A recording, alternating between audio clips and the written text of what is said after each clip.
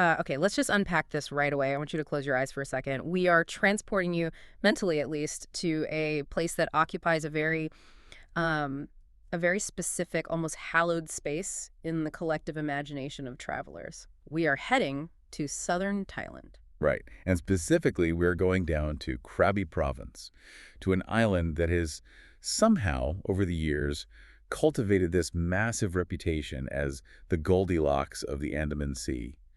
Not too big, not too small, not too loud, but not totally dead either. Yeah, we are talking about Koh Lanta, and if you're picturing the tropical dream right now, you're probably seeing exactly what the marketing brochures want you to see. I mean, the immaculate vibes, that warm, heavy breeze that smells like salt and frangipani. Oh, absolutely. And you can hear the reggae bass lines thumping in the background. It is literally always reggae. Always. I don't know why, but it is.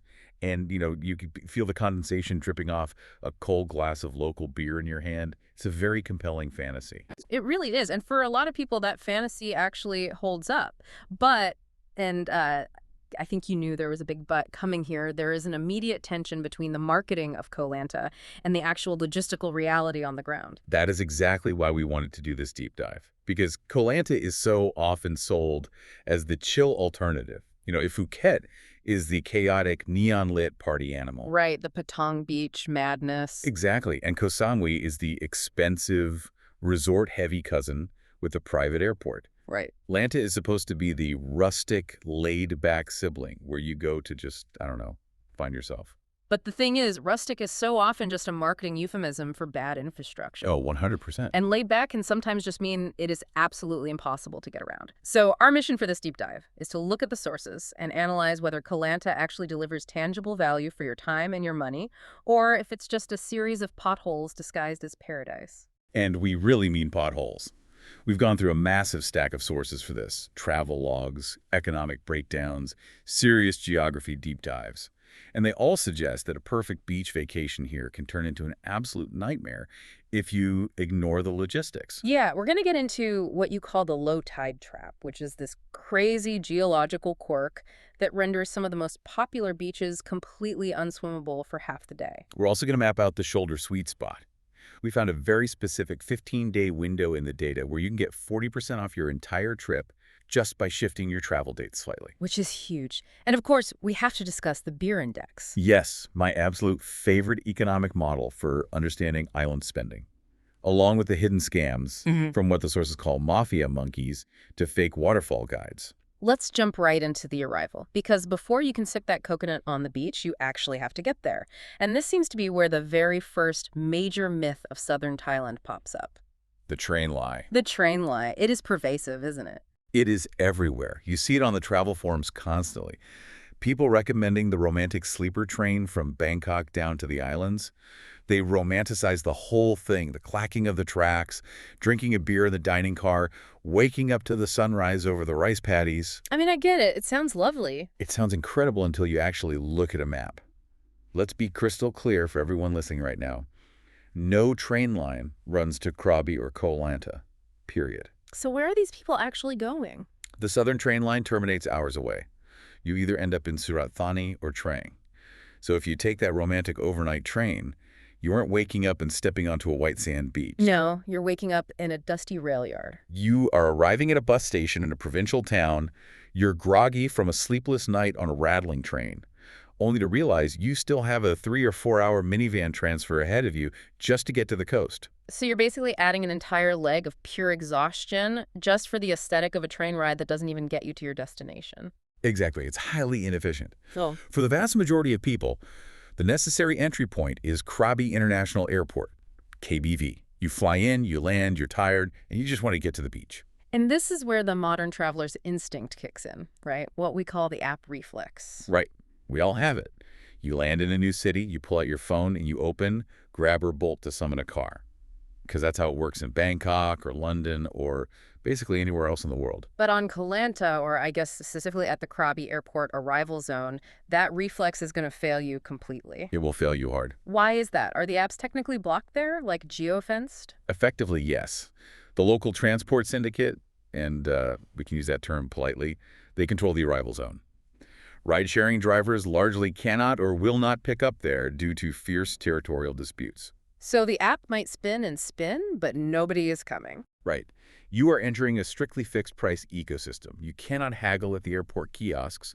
You walk up, you look at the laminated sheet on the counter, you see the price for your destination, and you pay it. That's it. You're totally at the mercy of the kiosk.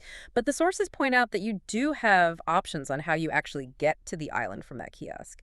And this is where the first real cost-benefit analysis of the trip happens. Absolutely. You have three distinct choices, and they represent three very, very different levels of human suffering versus financial cost. Let's start with option A. The sources heavily refer to this as the budget trap. That's a very fair assessment. This is the shared minivan. Now, the cost is low. You're looking at around 450 to 600 baht, which is roughly 13 to 17 US dollars. Which on paper looks fantastic for what is supposedly a 2-hour transfer. On paper, yes. But the reality is often a 15-year-old Toyota commuter van packed to the absolute brim with 12, maybe 14 people. And we aren't talking about spacious luxury seating here, are we? Not at all. We're talking about someone else's backpack wedged into your ribs. Your knees are smashed against the seat in front of you.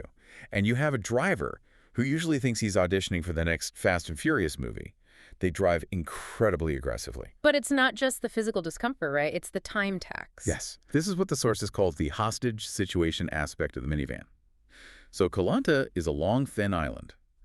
The minivan drops passengers off at their individual hotels, one by one, from north to south. Oh, I see where this is going. Right. If your hotel is down at the southern tip, in Kontang Bay, and you happen to be the last drop-off, you have to wait through every single other stop. You sit in that van and watch people unload their bags, try to find their booking confirmation, say goodbye to the driver. This sounds brutal. It is.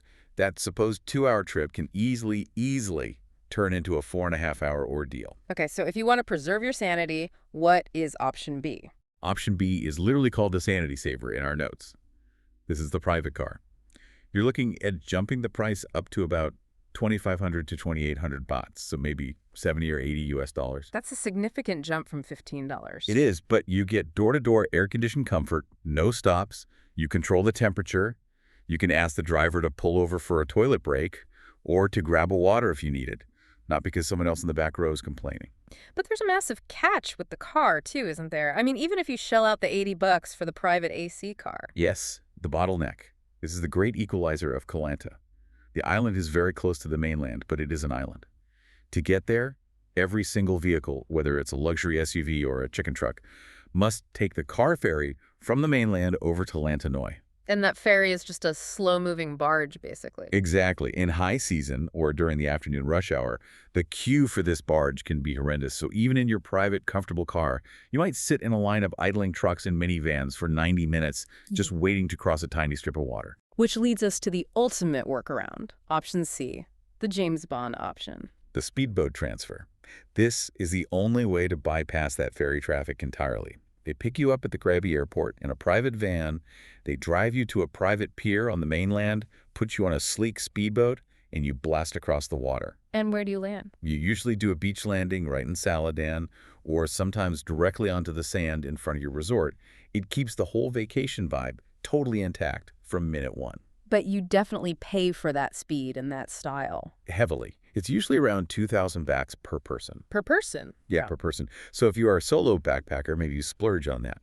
But if you are a family of 4, you are suddenly spending over $200 just for the privilege of getting to your hotel. We call this the desperate parent tax. The desperate parent tax. I absolutely love that term. It's a very real economic factor. If you have 2 screaming toddlers who have just been on a plane for 14 hours and you physically cannot face a 4-hour van ride or a 90-minute sweltering ferry queue, you pay the tax. You are buying your own sanity. Okay, so let's say you've paid the tax or you survived the minivan. You're finally on the island. Now we need to orient ourselves geographically because looking at the maps provided in the sources, Koh Lanta has a very specific, weird shape. Time for a visual metaphor. I want you to picture a skinny, somewhat lumpy jalapeno pepper. It's about 30 kilometers long, hanging vertically, and running right down the dead center of this pepper is a central spine of very dense, protected jungle mountains. And that spine effectively acts as a wall, splitting the island into 2 totally different worlds? Exactly. You have the west coast and the east coast. The west coast is what we call the Sunset Strip. This is where 95% of the tourists stay. It's where all the swimmable beaches are. It's where the main road runs, and it's where the infrastructure is. And the East Coast. The East Coast is mostly mangroves, vast mudflats, and traditional local fishing villages like Lanta Old Town. You go there for culture and sunrises, but you absolutely do not swim on the East Coast. So if you go online and book a cheap hotel on the East Coast thinking you'll just roll out of bed and have a beach day, You will be staring at a wall of mud and fiddler crabs. good to know. Let's break down that West Coast then, because this is where the famous low tide trap really comes into play. The sources divide this coast into 4 distinct zones. Zone 1 is the northernmost tip, Saladan Pier. Right. We call Saladan the do not sleep zone. It is essentially an industrial port town. It's where the passenger ferry from Phuket or Kai drops you off. And you will see a ton of listings online for sea view guest houses in Saladan that are incredibly suspiciously cheap. The advice is to strictly ignore those listings, but why? I mean, a sea view is a sea view, isn't it? In this specific case, your sea view is going to be a view of ferry exhaust pipes, garbage slicks floating in the harbor, and incredibly chaotic scooter traffic. Saladan is a pure utility hub. So you don't sleep there, but you do visit. Yes, you visit in the evening. You go there to eat at the fresh seafood markets that are built on stilts over the water. You can literally point at a red snapper on ice, and they will grill it for you right there. Or you go to buy cheap souvenirs. But you do not want to wake up there. It's loud, it's industrial, it smells like diesel. Fair enough. Moving south down the jalapeno pepper, we hit Zone 2, Long Beach, also known locally as Fra A. This is the Goldilocks zone. Based on all the source material, this is our solid recommendation for probably 90% of the people listening to this. It's a stunning 3-kilometer stretch of soft sand, but crucially, it is lined by casuarina pine trees, not just your standard coconut palms. Let's pause on the trees for a second, because the sources made a really big deal out of this. Why does the actual species of tree on the beach matter so much? It is a total game changer for your daily beach comfort. Think about a standard coconut palm. They are very tall, very skinny, and all the fronds are concentrated at the very top. They provide almost zero usable shade on the sand. Right, the shadow is just a tiny little circle moving across the beach. Exactly. But casuarina trees are different. They have these soft, dense, feathery needles, and their branches start much lower down. They create this massive, continuous canopy along the edge of the beach. You can literally throw your towel down underneath them at 1 in the afternoon and be completely cool. So you don't get trapped into paying for those expensive daily umbrella and sunbed rentals. Precisely. It saves you money. And the sheer length of Long Beach helps too. Because it's 3 kilometers long, it naturally disperses the crowds. Even in the absolute peak of high season, if you just walk 5 minutes away from the main resort clusters, you can find a spot that feels entirely private. Plus, there's the logistical side. The main road runs right behind the tree line. Right, which means walkable access. You can walk from the sand to a pharmacy, to an ATM, or to a 7-Eleven in 2 minutes. That walkability is huge for budget management because you aren't stuck paying a tuk-tuk driver every single time you need a bottle of water. But then we keep heading south, and we arrive at Zone 3, Klong Kong. And this is where the deep dive gets controversial. The sources emphatically call this area the deception. Welcome to the low tide trap. Klong Kong markets itself aggressively as this barefoot bohemian paradise. You see photos of driftwood bars, fire shows at night, hammocks in the water. It's a total backpacker haven. And honestly, at high tide, it looks fantastic. But at low tide, At low tide, it is a geological disaster. that's a strong phrase. It's accurate. The water recedes incredibly far out and reveals this jagged expanse of volcanic rocks, dead coral, and slippery sludge. You literally cannot swim in it without wearing thick, protective footwear. If you try to just wade out barefoot, you will absolutely slice your feet open. So imagine, you book a beachfront bungalow online, you wake up on your first morning at, say, 10 a.m., you put on your swimsuit, you step out ready for a nice, refreshing morning dip in the Andaman Sea. And you are staring at a harsh, rocky moonscape. The ocean is just gone. It's 300 meters away across a minefield of sharp rocks. And the hotels know this, obviously. Oh, of course. That's the marketing trick. The hotels and the booking sites only ever photograph Klong Kong at peak high tide. They literally hide the geology from you. It's interesting, though, because reading the forums, some people absolutely love Klong Kong. They defend it fiercely. Because it caters perfectly to a specific vibe. If you are a night owl who is going to be out watching fire shows and drinking until 3 a.m., you're going to sleep until 1 p.m. anyway. So you completely sleep through the low tide. Exactly. You wake up, the tide is coming back in, and you prioritize the cheap bungalows and the reggae bars over having pristine swimming conditions. For that demographic is perfect. But if you are a family with kids or someone who loves to swim laps in the morning, Klong Kong is a total trap. And finally, at the very bottom of the West Coast, we have Zone 4, Kantiangay, the Deep South. This is a high-end zone. The geography changes here. The mountains push right up against the sea, so you get these dramatic, steep cliffs and very clear, deep water. The vibe is secluded luxury. But the trade-off is the isolation. Yet you are far from the pier, far from the cheap markets. The roads get much steeper and genuinely more dangerous down there if you aren't experienced on a scooter. You are paying a premium for that isolation and scenery. Let's shift gears away from the beaches and talk about the economy of the island. You mentioned the beer index earlier. Ah, yes. The beer index. It's a vital economic indicator for budget travelers in Southeast Asia. Basically, you can accurately measure local inflation and price gouging by tracking the price of a single large bottle of Chang beer. And on Koh Lanta, the beer index reveals a phenomenon you called the sand tax. A sand tax. All right. So if you go to a beach bar, you sit on a comfortable beanbag, they play nice music, you're looking right at the sunset over the ocean, you're going to pay 100 to maybe 120 baht for that large Chang. Which still isn't terrible by Western standards. No, it's about $3. Yeah.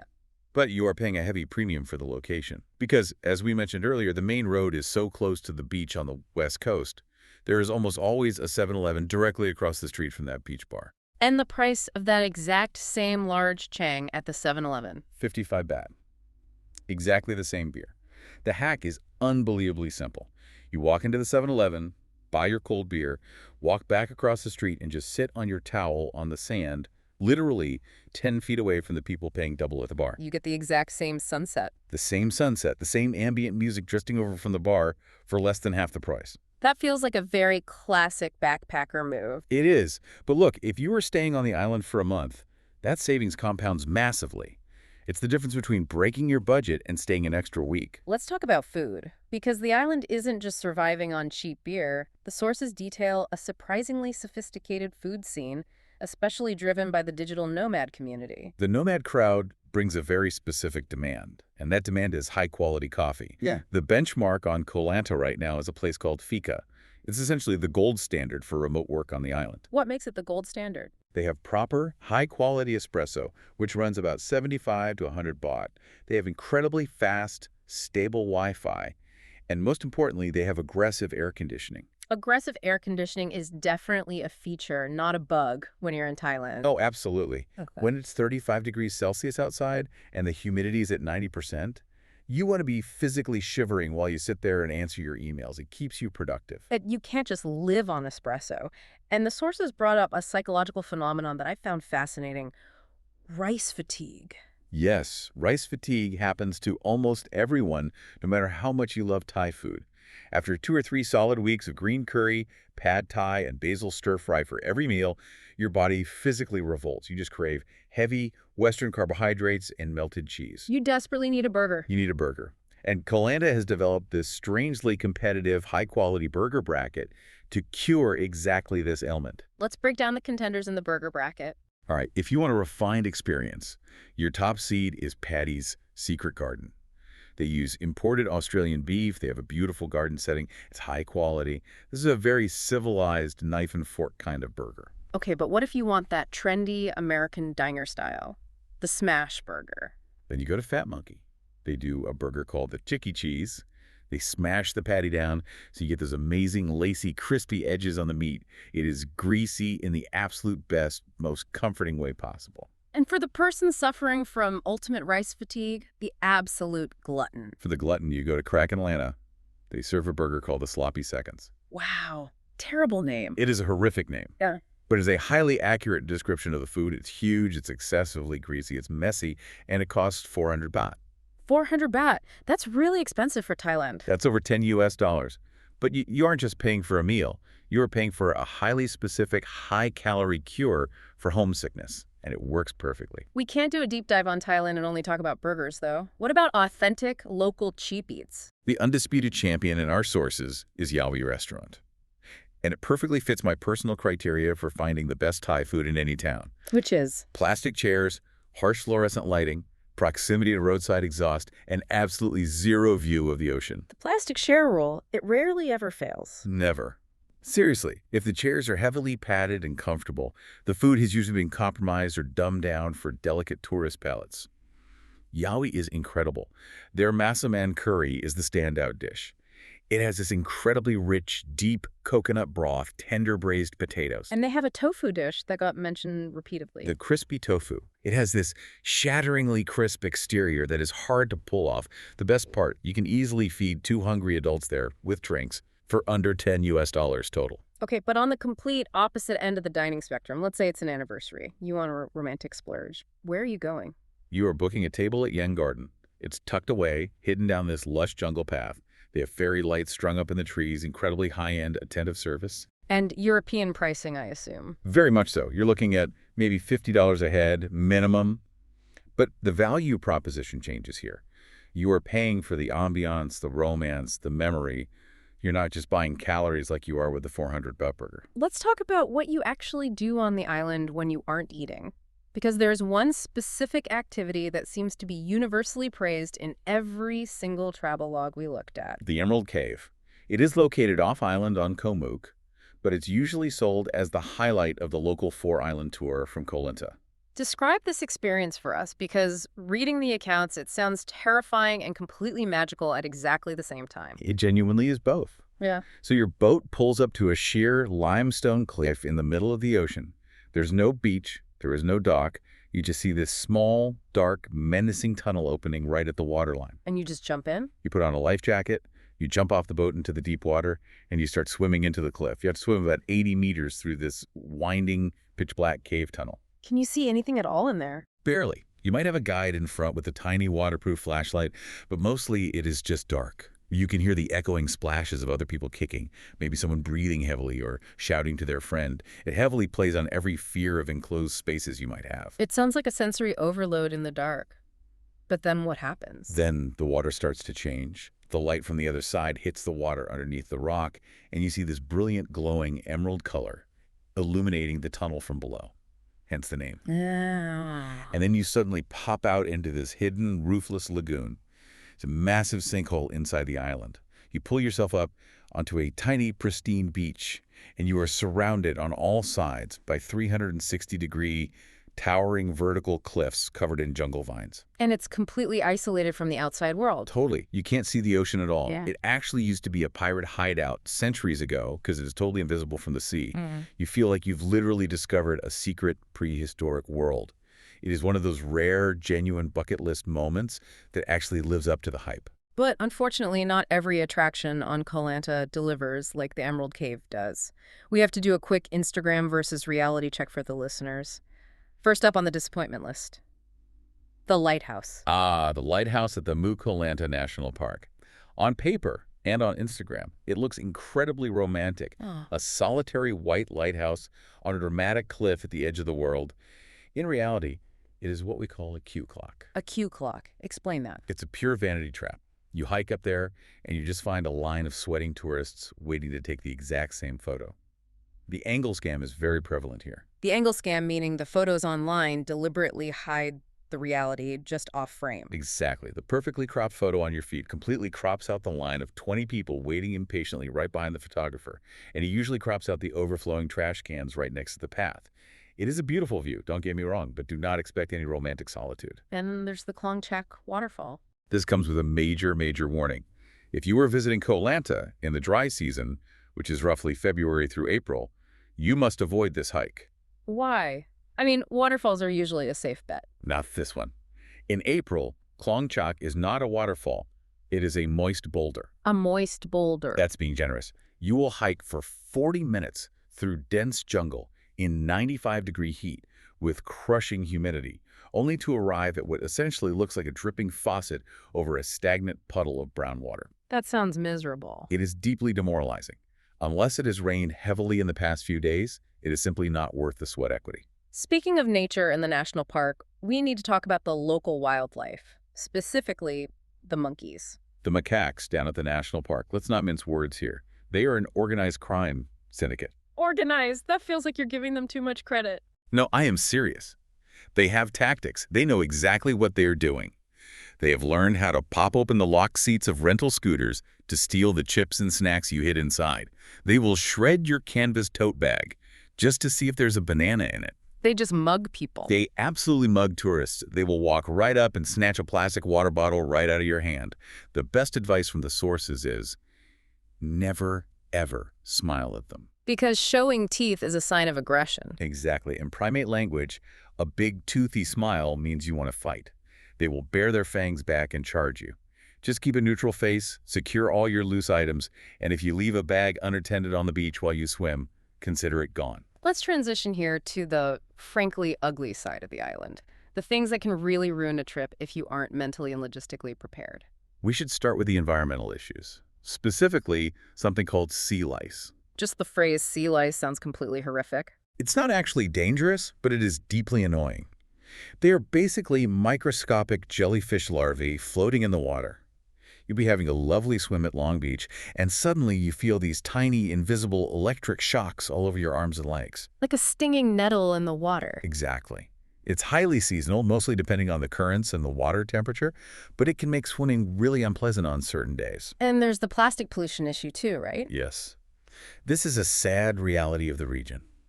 The far southern beaches on Lanta, places like Nui Bay or Bamboo Bay, their geography acts like a catcher's mitt for ocean currents. So the trash just washes right in. Right. And because these beaches are wild, because they don't have massive luxury resorts with staff out there raking the sand every morning, the trash just accumulates. You'll walk along what should be a pristine beach and see hundreds of bottle caps, lighters, old toothbrushes, heavy fishing nets. It's a sobering reminder of global pollution.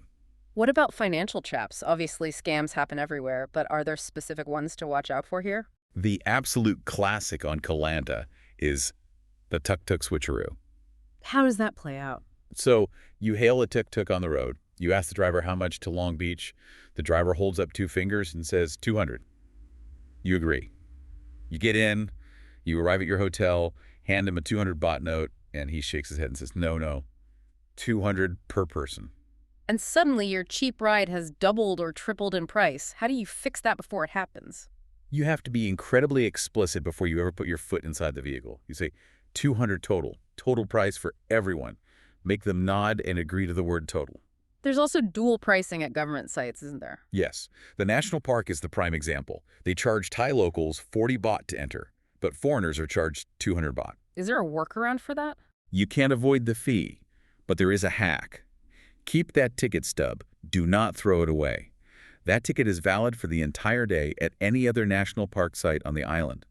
So if you pay the 200 baht at the lighthouse, you can use that same ticket to park at the Klongchak waterfall later that afternoon, assuming you want to go see the moist boulder. And speaking of the waterfall, there's another scam right at the entrance, the fake guide out. Oh, this one is frustrating.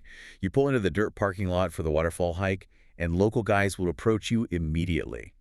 They will insist that the jungle trail is highly treacherous, that people get lost all the time, and they will demand 500 baht to act as your mandatory guide. But the trail isn't actually treacherous. Not at all. The trail is basically a straight line following a small stream right to the rocks. It is totally navigable by anyone with a decent pair of sneakers. You absolutely do not need a guide. So what do? Just walk past them? Just smile politely, say no thank you firmly, and keep walking towards the trail. They won't stop you physically. It's an intimidation tax for nervous tourists. Okay, let's talk macro strategy now, because timing your trip seems to be the single most critical factor in whether you have a good time or a miserable one. When should you absolutely not go to Koh Lanta? We identified 2 major red zones in the calendar, times when you should actively avoid the island. The first is the obvious one, Christmas and New Year. The peak of the peak season. Exactly. Prices literally triple. Hotels enforce mandatory 5-night minimum stays, and frankly, the island's infrastructure just collapses under the sheer density of humans. The restaurants run out of food, the power grid struggles, the ferry wait times become absurd. It is not the chill vibe you're looking for. And the second red zone, this one surprised me. Songkran, the Thai New Year. It runs from April 13th to the 15th. It is the nationwide water festival. But people travel to Thailand specifically for Songkran. Isn't the water fight supposed to be incredibly fun? If you are stationary, yes.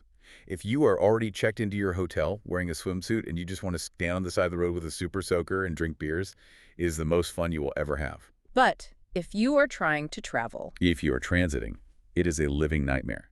We call it the water fight lockdown. Public transport basically freezes.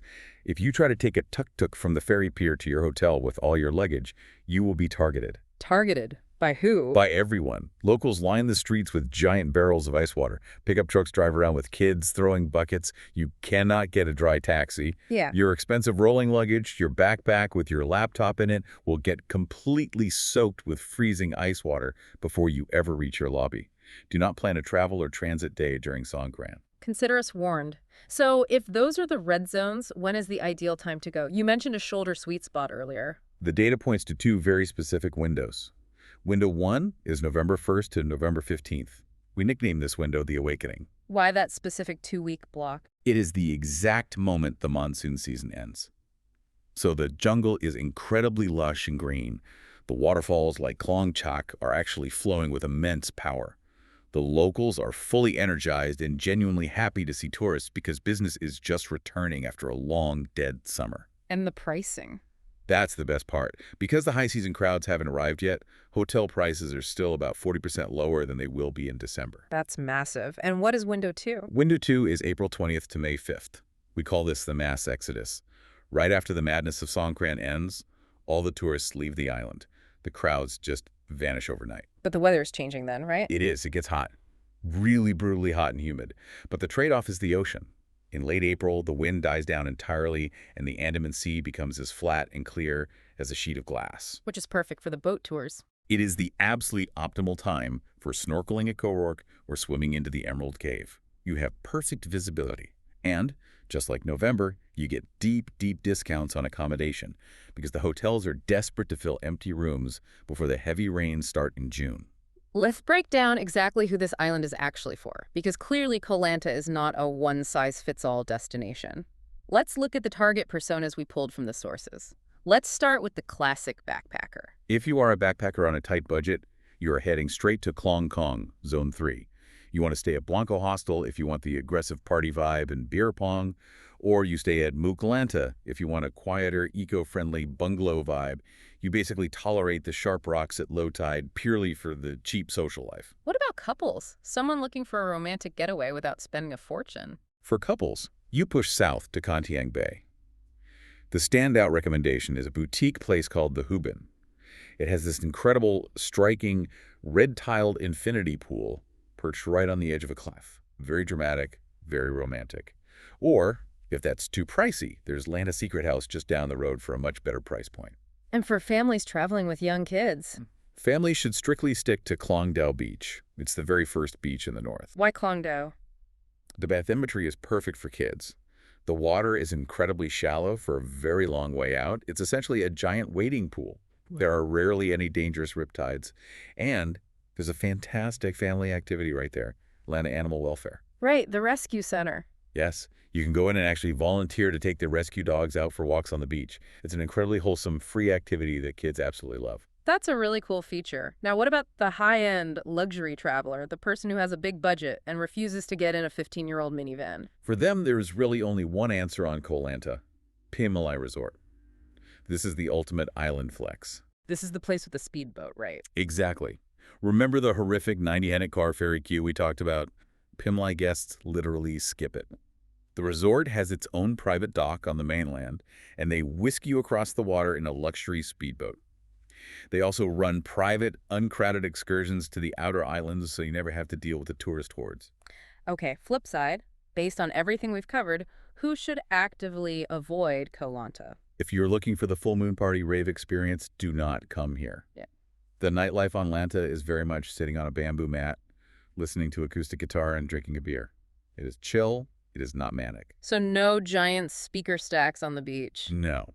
And high-end shoppers will hate it too. There are absolutely no air-conditioned shopping malls, no designer boutiques. It's just dusty roadside markets selling elephant pants and cheap sunglasses. So if Lanta isn't right for someone listening, what are the alternatives?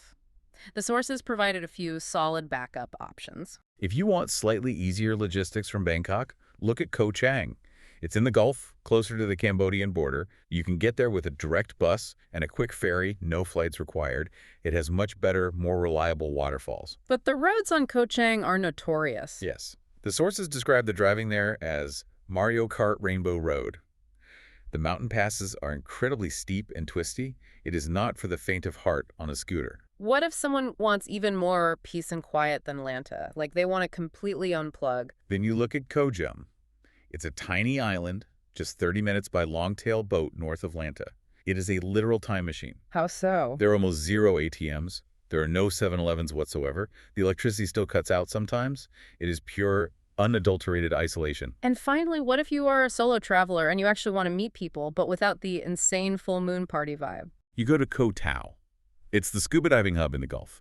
Because it's so geographically small and dense, it's incredibly walkable. Yeah. The dive culture forces you into social groups on the boats, so it is infinitely easier to make friends there than it is on the long, spread-out strip of Koh Lanta. So after analyzing all this data, the geography, the stams, the burgers, what's your final verdict?